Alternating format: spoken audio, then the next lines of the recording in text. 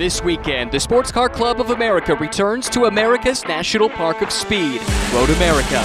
Across 2 grueling days of competition, 23 champions will be crowned in an event unique in motorsports.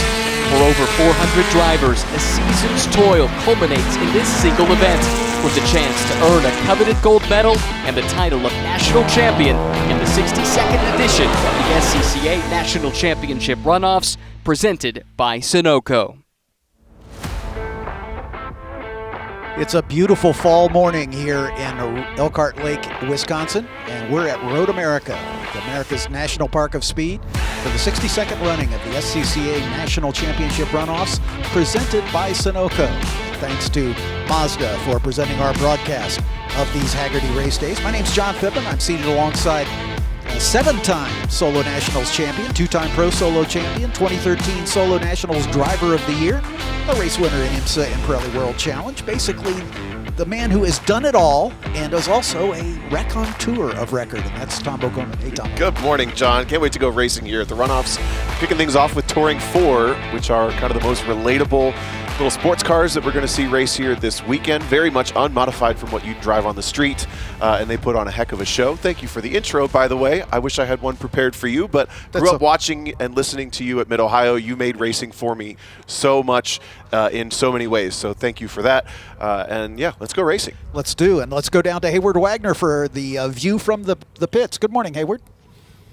Good morning, gentlemen. It is a nice, crisp, cool, fall-like morning here at Road America, and the heat seems to have dissipated, and we have a full grid of T4 cars. Tom was telling you a little bit that these are very lightly modified cars. These harken back to the good old days of showroom stock racing, where you would take a car directly from the showroom, put some safety equipment, and go racing.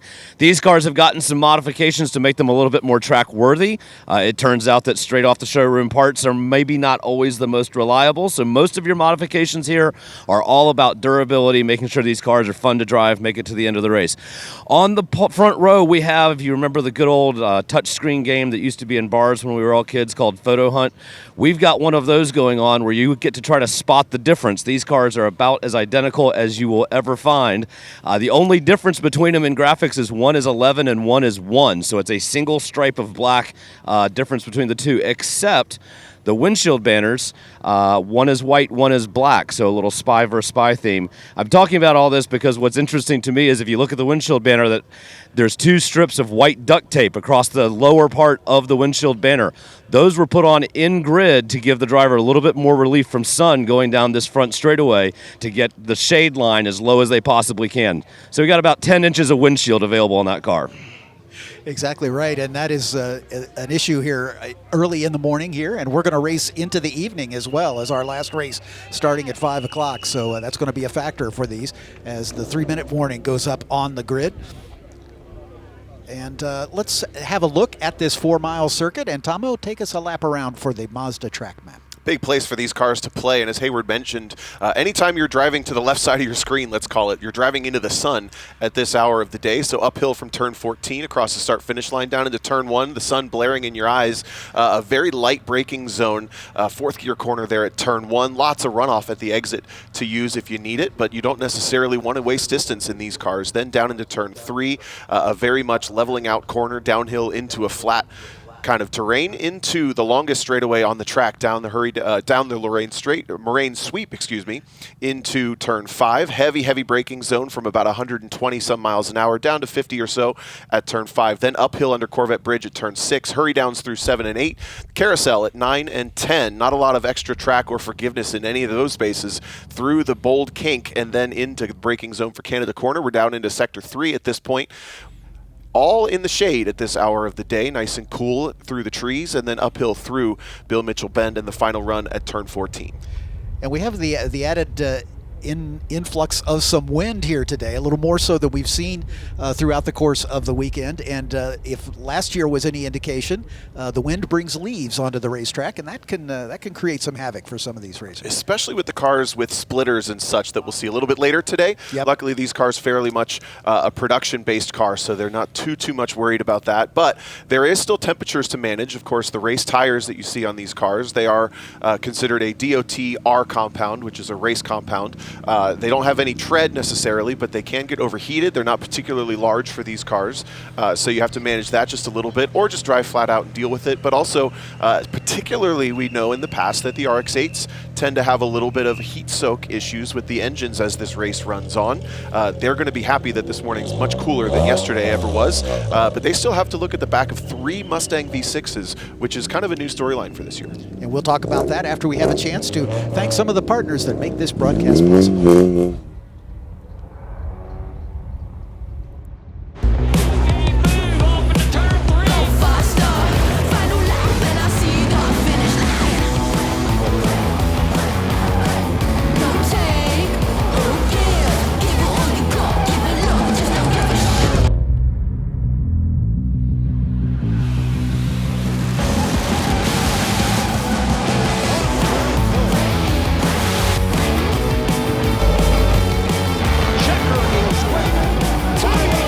Shopping for tires used to really rub me the wrong way. That was before I went to TireRack.com. TireRack's tire decision guide made it easy to find the right tires. Talk about secret sauce. You might ask, well, you bought them, now how are you gonna put them on? No problem. TireRack has thousands of recommended installers. I chose one that does mobile installation. A technician brought the tires right to my house. He's installing them now. Almost finished, Herb. Take your time. I'm just marinating. TireRack.com, the way tire buying should be. Choose joy. Choose the road. Choose your people. Choose your shot. Take it. Choose to get in there. Even better, get out there. That's it. Way out there. Choose your calling. Choose to really care. Choose to go for it. Just choose. We craft cars for those who choose to do more than simply move. I wake up.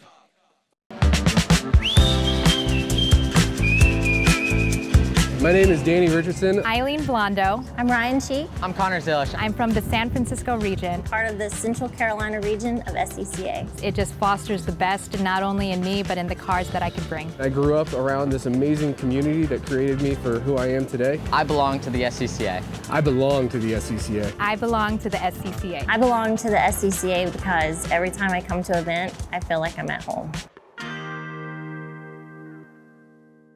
Okay, track day checklist. Let's go. You got your gloves, your helmet, water, snacks, sunscreen, your car is prepped and ready to go.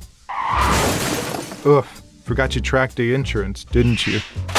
If you want to be covered for the whole value of your car, you need high-performance driver education coverage through Hagerty. We'll get you a policy for track days, time trials, and more in less time than it took you to apply that sunscreen. Hagerty, let's drive together. We're back, and cars are on course for our final Hagerty race day of the 2025 SCCA National Championship Runoffs, presented by Sunoco. And let's introduce the starting grid for these T4 drivers. On the pole, the number 11 of Matt Spicuzzi out of the Detroit region in one of the Huffmaster Mustang V6s. We'll talk a bit about like that. It's a brand new lap record here for the Runoffs, starting alongside his teammate, the number 1 of Alex Lozano from the Detroit region. He is the defending champion of the class and another of the Huffmaster Mustang V6s. Scotty B. White, the oldest driver in the field, in his 46th runoff start. Multiple classes here this weekend in the Zero car out of the Northwest region in another of the Mustang V6s. He is also the winner of the Hawk Breakthrough Performance Award, as he made the biggest move in qualifying from Thursday to Friday. Ethan Barker is the youngest driver in the field, and the number 28 out of Houston, Texas. That's one of the Mazda RX-8s. He is a Super Sweep eligible driver, as is the number 00 of Mark Cefalo out of the Northeast Pennsylvania region in the Planet Miata Mazda RX-8. Outside of row 3 is car 2, that's Richard Mooney. Richard out of the Milwaukee region, and Mazda MX-5. Next row 4 has the 98 of Kevin Fryer out of the Washington, D.C. region, his MX-5. He was the winner of the Sunoco 260 Tuesday Award. He gets 15 free gallons of fuel for his Tuesday qualifying performance that came closest to .260.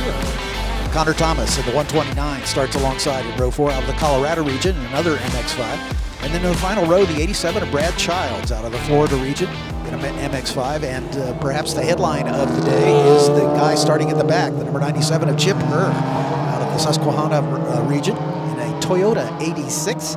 He is a two-time champion and won most recently in STU here a year ago, and he's going to try to defend that championship coming up a little later today. Her starting at the back, having referenced in the rules a disqualification on one day of qualifying for exceeding camber limits, essentially.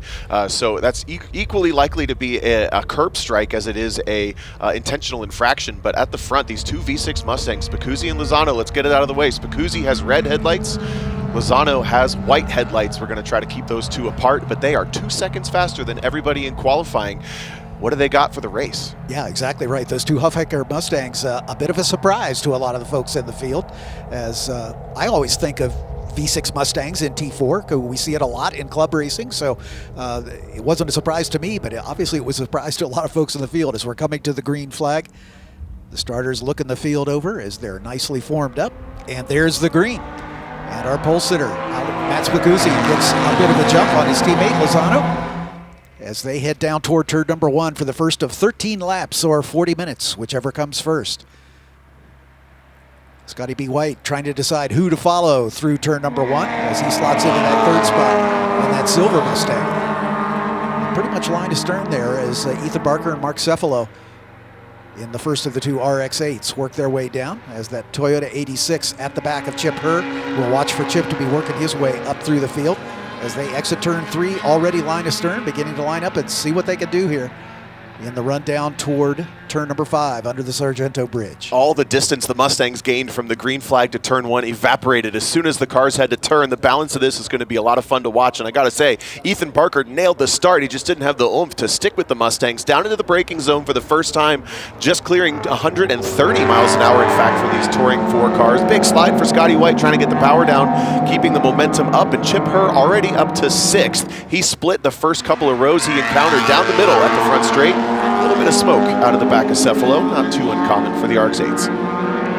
Is that Toyota 86, the only 86 in the field of Mazdas and Mustangs, as they work their way down the hills through Hurry Downs down into turn 8. Another great passing opportunity. Chip Herr right on the back of Cefalo as they work their way under the Motul Bridge and into the carousel. In full shade at this time of day, but it'll be in bright sun for most of the afternoon. As these cooler temperatures this morning, cooler than we've had pretty much all weekend long. It's just in the low 60s right now, which is kind of the weather we would expect this weekend, but it's been unbelievably hot as they make it through the kink. And the two Huffaker Mustangs beginning to get away just a bit.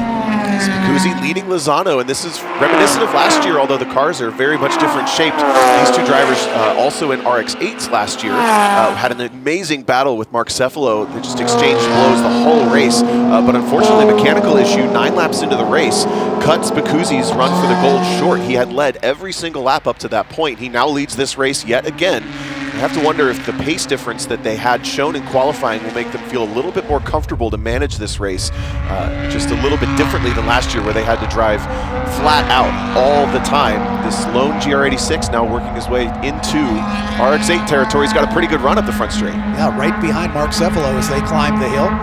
Ethan Barker just in front of him, and only his second runoff start. A bit of drafting going on here as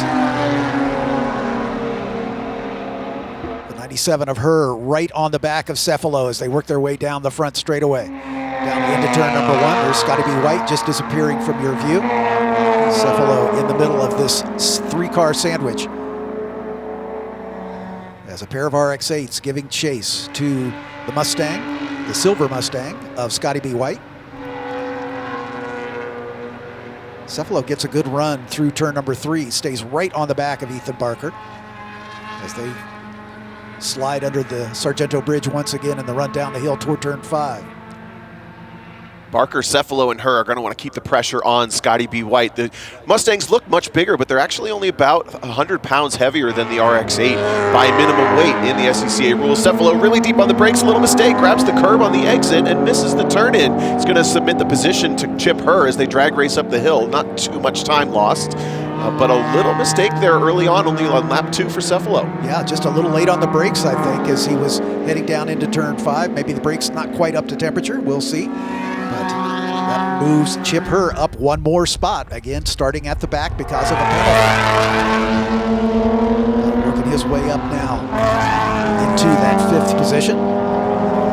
Cefalo always so good on the brakes. Last year, that was where he had the Spicuzzi and Lozano pair covered. Couldn't quite make it work anywhere in a way that gave him their positions, but he was just constantly challenging. It's uncommon to see a little mistake like that. Of course, Lozano at the front, running in second. He's your defending champion. Remind you, Spicuzzi was the one that led the majority of the race. So either way, both of those drivers probably looking for a little bit of a redemption for each other, but certainly Spicuzzi is the one that wants it the most. And then we get back to these MX-5s having their own great battle. Maybe not the perfect car for Road America, but this is Mooney and Fryer, I think, having a good run. And then Childs and Thomas also in a good battle. Yeah, exactly right. As you know, the cars have kind of come together based on what they are, as the RX-8's running together and then the MX-5s having their own battle near the back of the pack. As you're right, I'm not sure it's the best choice for this class, for this track at least. Pretty much a horsepower track, but you know it's got plenty of technical stuff in it. From the exit of turn 5 all the way to Canada Corner is really good for a car that handles well, and good mechanical grip, gets through the twisty bits, as they say. But these long straightaways definitely play havoc with these cars that are maybe a little short on horsepower compared to the bigger V6 Mustangs out in front. And there's a constant ebb and flow with the rules here in touring, just with small little adjustments, minimum weights, restrictor plates, etc. We saw an MX-5 win here at the Runoffs in Road America 2020 with Michael Borden at the wheel. Had a great battle, but maybe over the years a little bit of adjustment competition-wise. Back to the race, they're side-by-side racing like it's for the win. Down into turn 1, the number 129 of Connor Thomas sweeps the outside out of Colorado, and Brad Childs going to drop back one more spot. Childs back in 10th position right now, as these two having probably the best battle on the racetrack right now, as they're separated at the line by just about 0.2 of a second. Alex Lozano up front has set the fastest lap of the race on lap 2 with a 2:32.9. That's just about a 1/10 and a half behind his teammate Matt Spicuzzi, who still holds the lead. Chip Herr right on the back of Cefalo, as Cefalo got back around Chip at some point. We didn't see that pass happen, but puff of smoke out of Cefalo's car once again, as he's using up all the track and a little extra to try to keep Chip Herr behind him. That squabbling has given Ethan Barker a little bit of a break, so he can focus forward on the back of Scotty B. White's Mustang, V6. Now Barker doesn't have to think too much about Cefalo and Herr as these two continue to scrap. Look at all those suspension rattles on Chip Herr's car, trying to use all the curbing. That's what I was mentioning at the top of the show. It's so easy to have just one camber bolt slip or one thing bend in these production-based cars. You got to be really strategic, or maybe not, just go for it and hope it holds together here at Road America. Yeah, exactly right, because you know, obviously all of these cars have to pass post-race impound, especially if you finish in the podium positions. Oh, somebody went way wide. I think it might have been Scotty B. White, dropped a wheel off right there at the kink, the new grasscrete installed after last year's runoffs. And here's a battle for that 3rd spot as Ethan Barker looking for a move here. He does a great over-under job. Scotty B. White a little squirrely as Ethan Barker side by side with him, the RX-8 versus the Mustang. Working their way through Thunder Valley out of the Billy Mitchell Bend toward the final turn of the racetrack. Barker's looking to get a little better exit here. And he does that beautifully, gets alongside Scotty White. Guessing the Mustang might have a little more grunt, but let's see if the RX-8 can stay with him in an even shot. Is the Mustang able to get in front? And we saw at the beginning of the race how much faster the RX-8 was down into turn 1, at least on the first lap. We've got 4 laps of tire temps and muscle memory built at this point in the race, so White has the opportunity to stretch the lead just ever so slightly, but had that little slip up in the kink with the shadows down there in turn 11, that kink. Things could be a little bit cool, a little bit slippery here in the morning running these race tires. They still like to keep it nice and hot. And it's easy to make that slight mistake, especially when in the kink it's so blind. You just can't see the exit. You have to trust your muscle memory to turn in at just the right moment. Look at the run. Barker's got one more time. Yeah, good run out of turn 3, right on the back bumper. And once again, Chip Herr going a little wide at the exit of 3 in that Toyota 86 as he gives chase to Mark Cefalo. We follow this 3rd place battle, the silver Mustang of Scotty White. Into turn number 5. Let's see if Ethan can close down as they get into the handling portion of this racetrack. Steep climb up the hill under the Corvette Bridge to turn 6. White still with the position. Barker about 2 car lengths back. Cephalo was a couple tenths quicker than these 2 cars last time through. Once he recovered from that slight slip, he does have a little bit more pace than the 3rd and 4th place drivers. That's the battle for bronze, but here are your leaders absolutely checked out. Spicuzzi continues to lead Lozano, lapping within 1/10 of each other, only 2/10 of a second last time at the start-finish line. And we all have to wonder, I think we're all thinking it, is there a little bit of choreography happening until the later stages of this race, or are both of these drivers absolutely on the chip, on the limit, treating this like qualifying and trying to constantly look for a little mistake from the other? Yeah, these 2 Huffaker Mustangs, definitely the class of this field, as they've opened up a 10-second lead after just 3 laps. So this is obviously a combination to have here this weekend. So these 2 are going to settle it amongst themselves. Alex Lozano beginning to look a little impatient. There's still 10 laps to go, so there's plenty of time, but he's showing a nose to his teammate, Matt Spicuzzi. As Spicuzzi reset fast lap of the race last time by. Let's see which of them will be the quicker this time as they make the climb up the hill. But again, both those cars under the old qualifying lap record for this event here at Road America. Tip of the hat to Ethan Barker, doing a great job in that number 28 RX-8, battling with the Mustang. Those 2 cars with very different strengths at very different parts of this racetrack. Yeah. But Scotty B seems to have solidified his 3rd place right at the moment, at least, and able to open up a little more comfortable advantage. He sets his personal best, as does Barker. But Scotty was just a hair slower on that lap. Barker was about a half a second quicker on his lap time on that last lap. When I heard about these Mustangs coming into T4, and they've been here forever, as you mentioned, but specifically Spicuzzi and Lozano going so much faster in qualifying than anybody had anticipated, I really wanted to look at where that might be coming from, and I looked up some of the engine specifications where in the rule book you basically just have to meet the stock engine. Right. The RX-8 listed at 160 foot-pounds of torque from the factory, the Mustang's 240. Wow. Effectively 100 foot-pounds of torque more across the usable range on a racetrack. Otherwise, 100 pounds difference between the car, the Mustang a little heavier, a little bit wider wheels, but that's about it. And if I'm going to pick anything at Road America, it has the reputation of being a power track, but I want the torque. I want to dig out of all these short little these little digs and these little corners. So it does make a lot of sense that all of a sudden these Mustangs have popped up and they're really darn quick. Yeah, exactly right. Road America, for all its reputation, is a stop and start kind of racetrack. I mean, but at the end of these long straightaways, pretty heavy braking zones come into this one right now, which is probably the premier passing opportunity. There's Richard Mooney in the number 2. Mooney currently circulating in the 7th spot, and right behind him, Kevin Fryer in the 98. As those 2 MX-5s going after it for 7th and 8th position. Mooney, a local driver out of Dane, Wisconsin. Kevin Fryer out of Durham, North Carolina.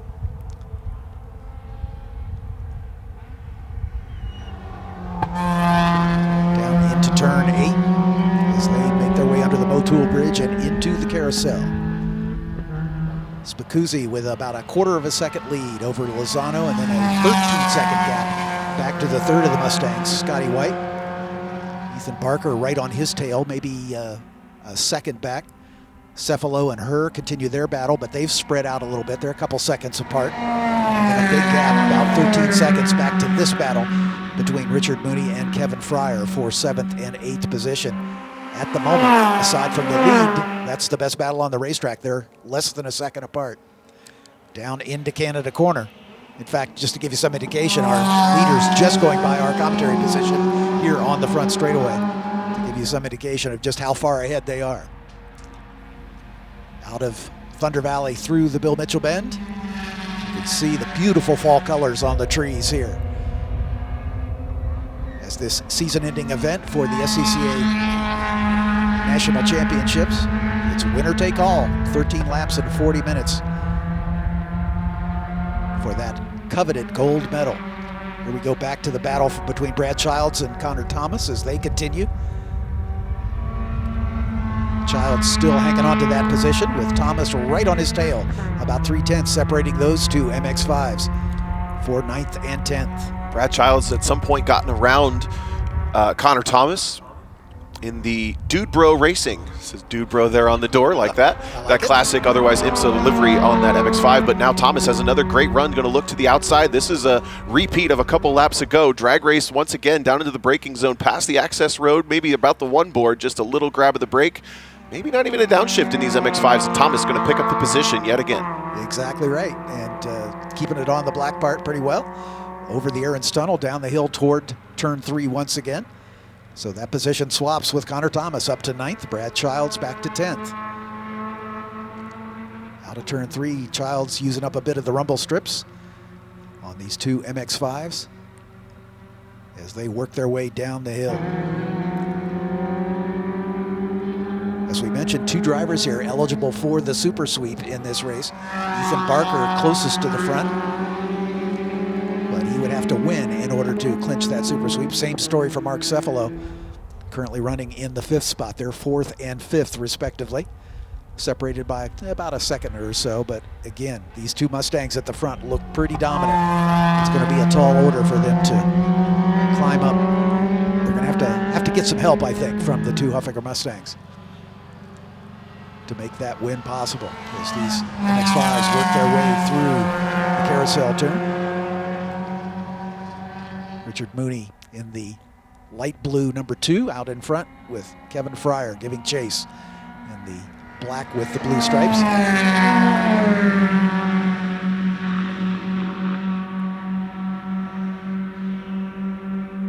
Alex Lozano comes by start finish, just setting the fast lap of the race as these 2 Mustangs continue their duel down into turn number 1.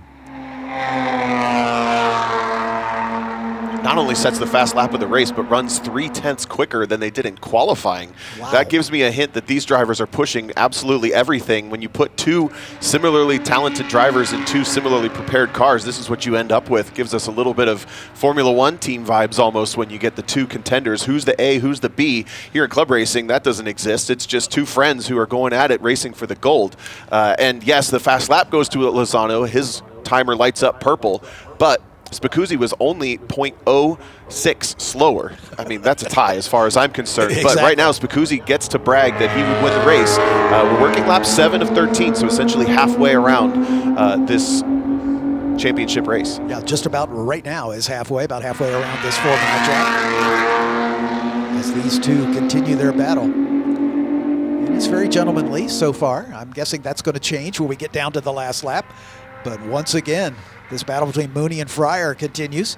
Mooney hanging on to challenge from Kevin Fryer as he got alongside Richard Mooney in the run down the hill from turn 1, but able to maintain his position for the moment. Is the Wisconsin native.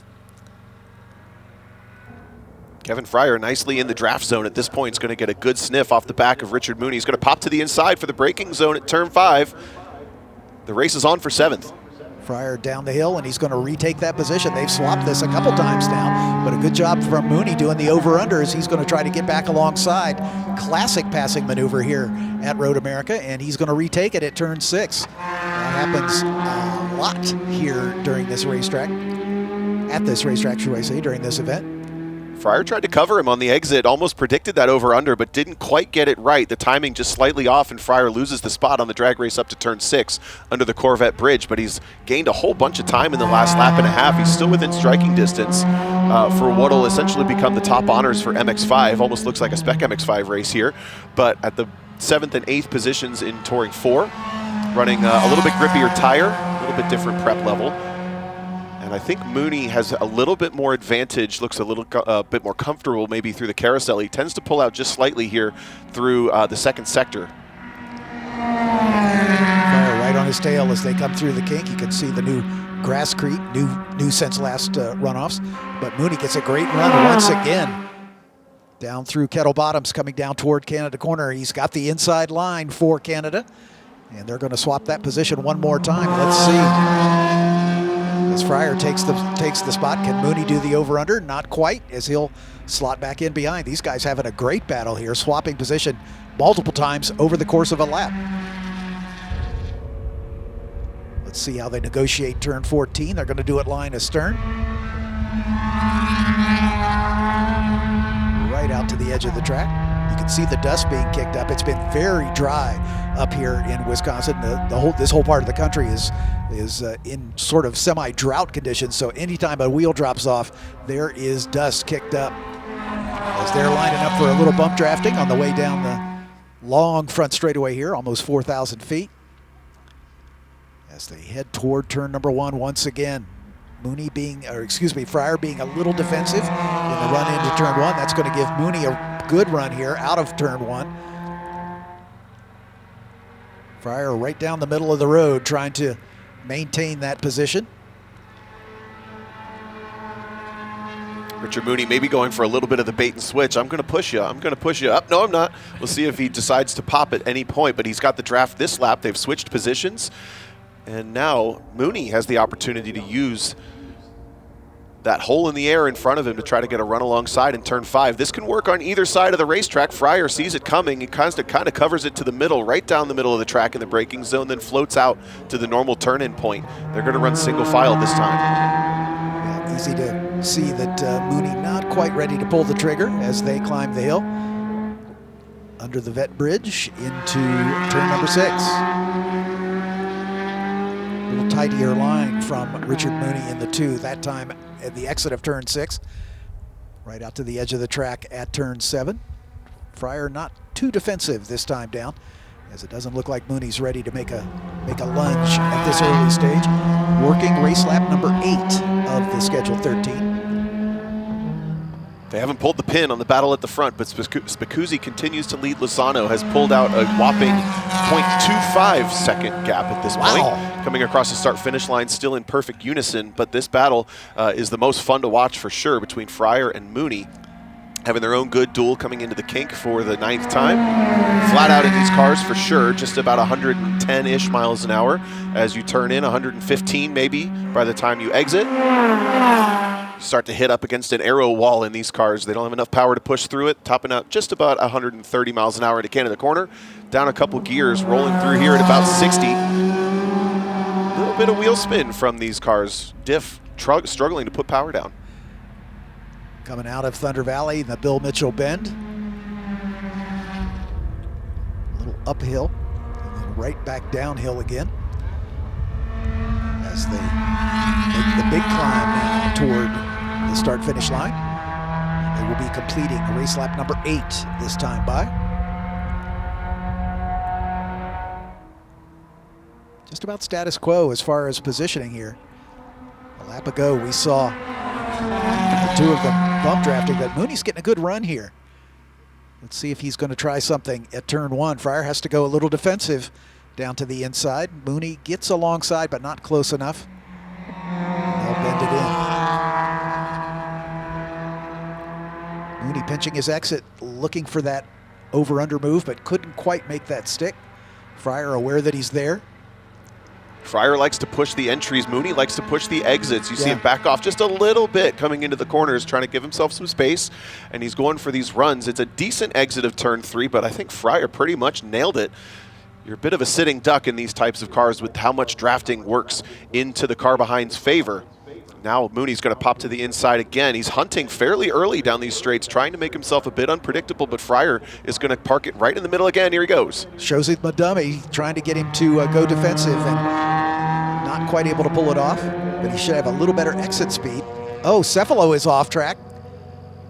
Just at the entrance of the carousel, and he's off pace. I wonder if he's got a flat. No, there's a right rear suspension failure, a bunch of toe out in that right rear. Look at it there. I have to wonder, it's a toe link completely broken. That car is hunting everywhere. Cephalo is going to try to either park it, maybe to driver's left here at the bend, or maybe get it back. But this is what those curbs at Road America can do. Once they snap something, it's over, and it's just so heartbreaking because you didn't do anything wrong. Cephalo doing a great job of getting the car out of harm's way so we can stay green here. That's great sportsmanship. What a tough break for Mark Cephalo from 5th position. As he was trying to chase down Ethan Barker. He was about 5 seconds behind Barker as this battle continues between Kevin Fryer and Richard Mooney. Promotes this battle up for 6th. Chip Herr will run 5th now. Heartbreaking for Cephalo. Tough break there. Spicuzzi continues to lead. Lozano, Scotty White, a solid 3rd. Ethan Barker, solid 4th. He will be the lone RX-8 now in the field. Cefalos' best finish in his Runoffs career. This is his 12th Runoff start, and it was here a year ago in this race where he finished in the silver medal position. That's his only medal so far in 12 attempts, but unfortunately not going to repeat this year as that car lets him down. But you know, these curbs here, we talk about them all the time. They can be pretty aggressive, and depending on the car, especially with these, you know, stock-based cars, basically, as Tomo said so eloquently, you can shake things loose or break things in the case of Cefalos' case. As these two nose to tail, let's see, is Mooney going to pop here? Sorry, John, just happened to notice Chip Hurd dropped off of our timing and scoring as well. He's shown now in 8th position. We didn't get that shot on camera, but this is actually the battle for 5th. I don't know that these drivers are going to know that, but Fryer and Mooney somehow ending up in front of Cefalo and Hur. Yeah. What a surprise. They were separated by 4 seconds at timing and scoring last time by, so I don't think they were interacting at all. There go Childs and Thomas by. So, yeah, both Cefalo and Hur are out of this race. So, Chip Hur and Mark Cefalo with problems on the same lap. Sad stuff, but this is cool now. These drivers battling for a top 5 at the Runoffs, and Mooney's starting to get more and more confident on the braking. I'm surprised to see him pushing Kevin Fryer. Typically you would bump draft to try to catch up to somebody or get away from somebody. Obviously these two just kind of solitary on the track. But the question becomes, maybe Richard Mooney has done the assessment, if I just push Kevin Fryer around until the last lap, then he doesn't have the time to catch me back up and pass me back. So he might just be biding his time, kind of sitting on his heels until he wants to attack. That's the only thing I can think of other than they're having a ball. Fryer's best finish in the Runoffs was a 5th at VIR back in 2023, a couple of years ago. Mooney out of the Milwaukee region, his 4th Runoff appearance, his best finish so far, a 7th at Indianapolis back in 2021. So both looking for career best finishes here. As Spicuzzi and Lozano still continue to lead. Scotty B. White in a lonely 3rd spot. Ethan Barker about 4 seconds behind him in the 4th position, and Barker just set his personal best. And on that last lap, he was a couple seconds quicker than Scotty B. White. So I don't know if Scotty's Mustang is beginning to feel the stress of this race, but it looks like Ethan Barker might be in a position for a medal here. Meanwhile, back at the front, it's still the Spicuzzi-Lozano show. This is going on 30 seconds in front of the 3rd place runner. Working lap 11 of 13. I'll use the analogy again. They haven't pulled the pin on the grenade for this battle, but I have to say Lozano has the fastest sector of every sector in the race. He's got the fast lap of the race. He has the fastest trap speed of the race at 133 miles an hour. So all the data points to the number 1, the 2nd place car, being faster. They're both pushing for everything they've got, and there's a little bit of a slide coming off of Spicuzzi's car. These tires going to be starting to get a little bit tired. 3,300-pound cars pounding around Road America. There's a slide again on the way into the carousel. Yeah, I'm thinking Lozano at this point is looking a little better between the two. I think he's being the gentleman right now to not take his teammate out as this Mooney-Fryer battle continues as they are side by side. Mooney going for that 5th position, and he takes it. Great run for Richard Mooney as he moves up into the 5th spot, but Kevin Fryer right there on his bumper as this battle continues. Over a minute, about a minute and a half behind the leaders. But here goes Fryer once again going alongside. There's Scotty B. White all alone in 3rd spot. Let's see if Scotty is going to be able to hold off the challenge from Ethan Barker in the number 28 RX-8. There's Ethan. As he has been closing that gap down. It's down under 2 seconds now.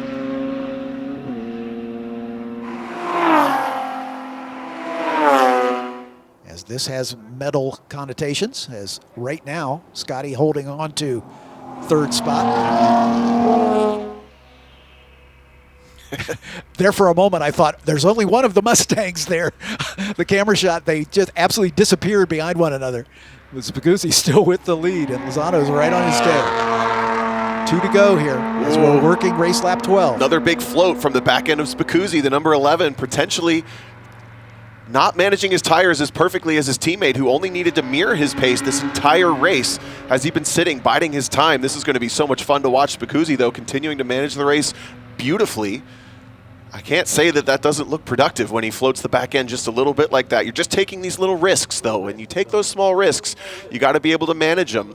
Spicuzzi with the red headlights, Lozano with the black. Lozano constantly hunting. It's a shadow, literally, of the leader.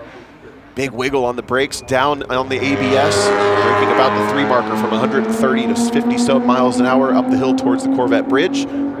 One of the most difficult corners on this track. You're turning in blind. You're going from uphill over a crest. The back end wants to swap every single time if the car's perfect. Everywhere else on the racetrack, flat out through turn 7. And the problem for Lozano is he doesn't have any advantages other than if his teammate makes a mistake. These cars are identical. Exactly right. And Lozano, remember, is the defending champion, winning here a year ago and only his second runoff start. So this is his 3rd start.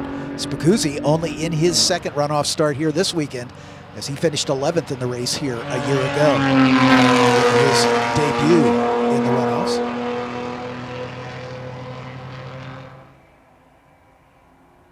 Mooney comes by, and he is well behind Kevin Fryer, this time almost 4 seconds. So Mooney must have had an off-course excursion at some point.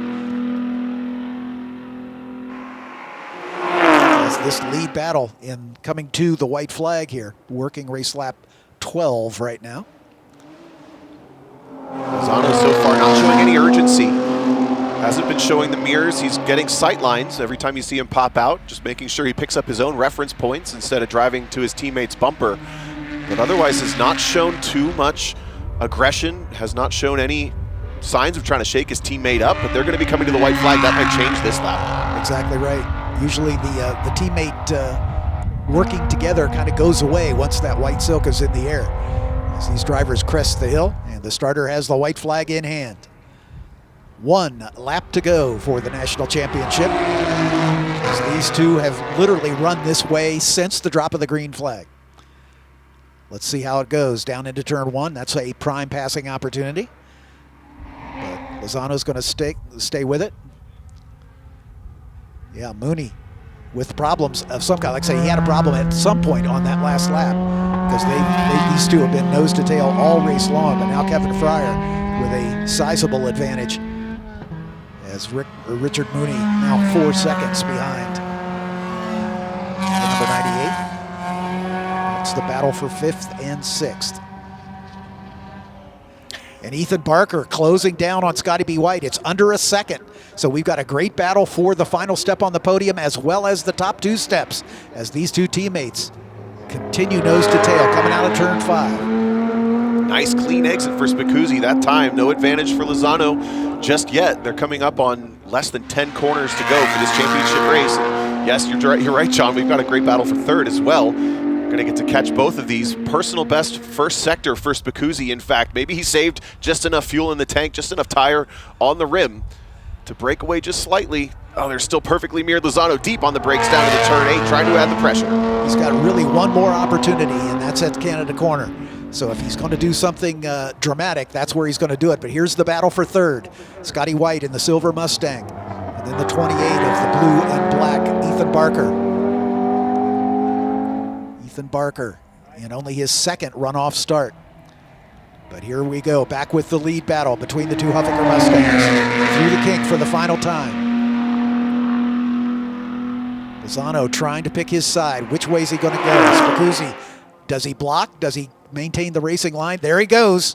This is the opportunity. Lozano trying for a repeat here as he goes deep on the brakes.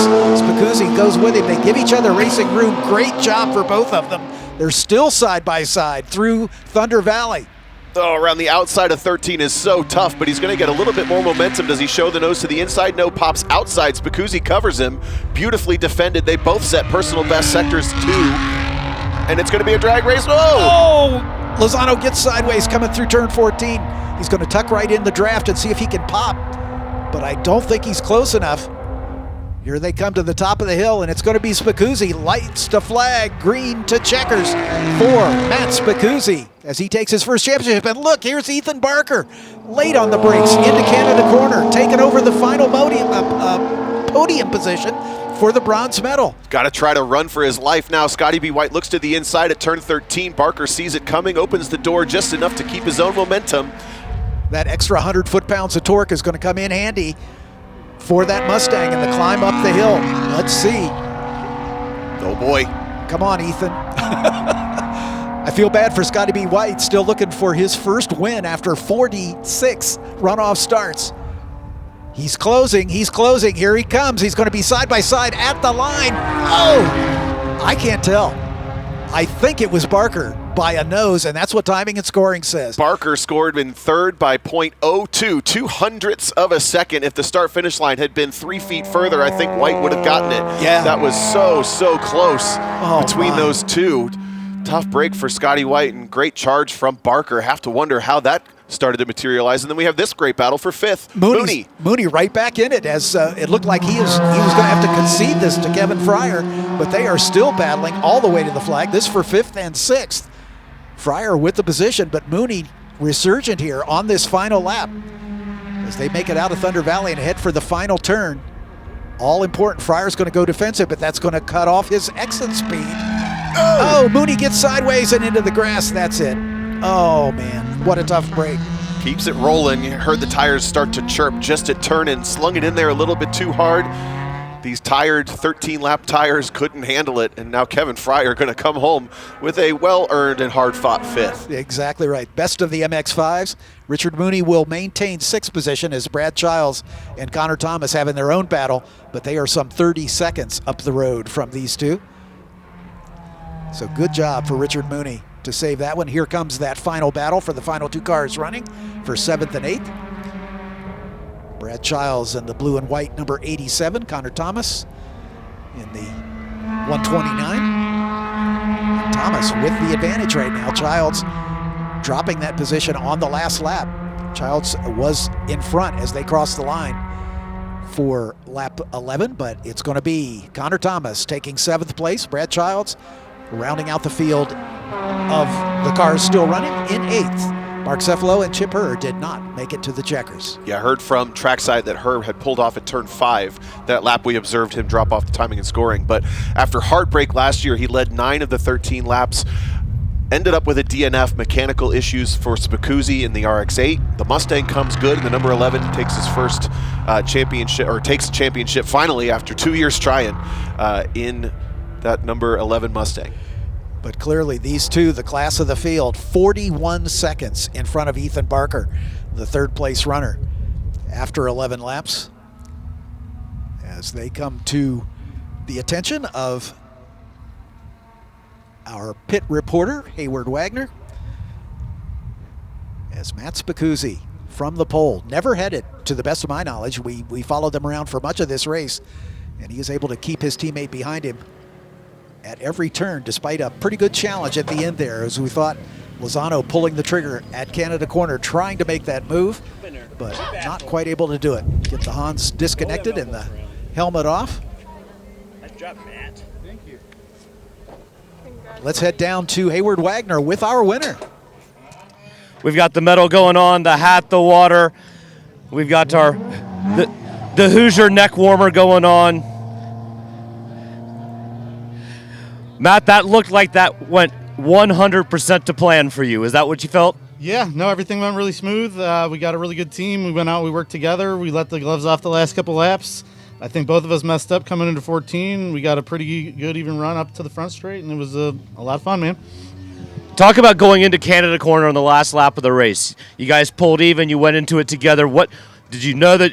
Were you giving each other room? Was it push as hard as you can? What was your mindset? Yeah, no, I was going to give them all the room I could. The last thing I wanted to do was take both of each other out, you know. I didn't care who finished first as long as we both went across the line 1-2. I bet you cared a little bit. Well, you know. Congratulations on the gold. Thanks a lot. Good job for Matt Spicuzzi, taking his first national champion in only his 2nd try. And there's his teammate, first one to congratulate him. That's a great show of the camaraderie between the two. And we'll do the unofficial results. Matt Spicuzzi taking his first gold medal by just over a quarter of a second from his teammate Alex Lozano. Ethan Barker making a brilliant last lap pass to take 3rd position by the slimmest of margins, 2/100ths of a second Kevin Fryer and Richard Mooney battled all race long to finish 5th and 6th. Connor Thomas and Brad Childs also had a great battle for 7th and 8th. Unfortunate trouble for Mark Cephalo with a broken rear suspension, and Chip Hurd pulling off about 5 laps from the finish. Let's head back down to Hayward as he's got our silver and bronze medalists. Alex, a silver for you this year. A great race. You guys executing a team strategy to perfection. How did you feel going into Canada on the last lap? I knew I had a shot. I threw it in there. I was a little bit farther behind than the second to last lap, but I said I got to try and make a move here.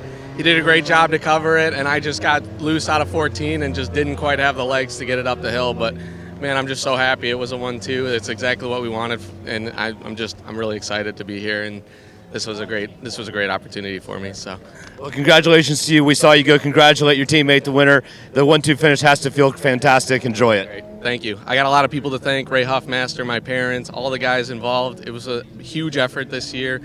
Don, John, Aaron, Mikey, Jack, Andrew, all the guys. I'm sorry I'm missing more, I'm sure, but yeah, it was a great season. I really enjoyed it. So congratulations to you. And we've got Ethan, our third place finisher here. You got out of the car. It looked like you had been running the last lap of that race. Yeah, it was a tight race between me and White. I was just chasing him down the whole time, and it was just like, I don't even know how close it was. It had to have been less than a tenth at the line. I mean, like, we were nose to nose. It was a photo finish for sure. 2 100. I'm going to ask the guys if 2 100ths of a second was the difference. That is nuts. Yeah, that was close. He definitely had a lot of motor, and he got right up next to me. I was so nervous. I was watching my mirror, and I was just like, oh. Yeah. It was a great pass, a clean pass. Congratulations on a runoff podium. Thank you. I want to thank X Factor for giving me a good race car and helping me with the setup. The car was wicked fast. We had nothing for these Mustangs, but I mean, what can you do?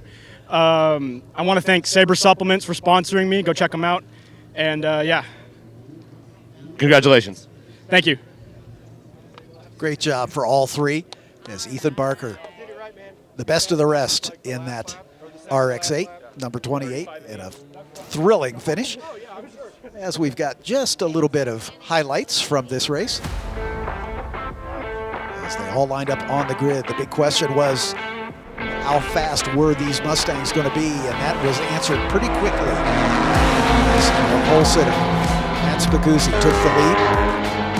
In the battle, Mark Cephalo going a little wide down in turn 5, maybe a harbinger of the issue that he would have later on. That allowed Chip Hurd to get up in front of him. And then this battle raged all race long between Kevin Fryer and Richard Mooney. Mooney at the front, Fryer as Mooney goes a little wide, and that's where he fell back. We didn't see that in our live shot. And then he did a valiant job of running back to try to make that happen. But here is the last lap battle between the two teammates as Lozano waited until Canada corner to pull the trigger. And here's Spicuzzi chasing with Lozano. And he gets a little sideways coming out of turn 14, and that's what made the difference. I think if he'd have kept the rear end under him, he might have had a chance to pop out and make it a 2 abreast finish, but that's the way the cookie crumbles. Congratulations to Matt Spicuzzi for taking the win. And then this battle for third, equally good, as Scotty B. White came within 2 100ths of a second of retaking third position as Ethan Barker passed him on the final lap. Thanks for joining us for the SCCA National Championship Runoffs presented by Sunoco. I'm John Phippen for Tom O'Gorman and Hayward Wagner. We'll see you down the road. Shopping for tires used to really grind my gears. So many tires, and the thought of choosing the right one made me, Precisely. That's before I went to TireRack.com. I got the best deal hands down. My tires ship fast and free, arrive the next day like clockwork. Tire Rack even gave me 2 years of free road hazard protection. Precisely. TireRack.com, the way tire buying should be. Choose joy. Choose the road. Choose your people. Choose your shot. Take it. Choose to get in there. Even better, get out there. That's it. Way out there. Choose your calling. Choose to really care. Choose to go for it. Just choose. We craft cars for those who choose to do more than simply move. I wake up.